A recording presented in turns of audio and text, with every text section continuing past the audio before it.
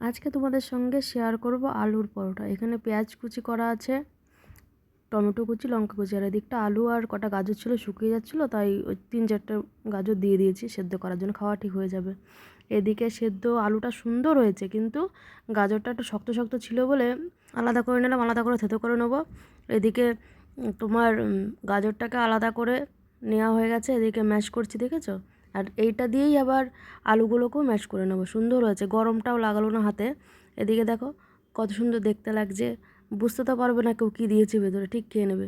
আর এখানে তো পেঁয়াজ, টমেটো, তোমার লঙ্কা, আর এদিকে ময়দাটা মাখানোও রেডি।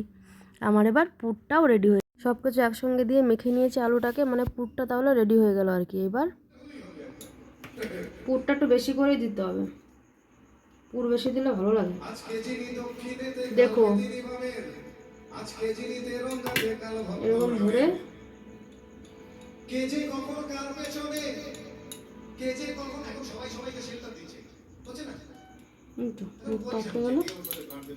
এরকম করে করে যায় এই কটা রেডি। আমাদের একটা বেলে দেখাই,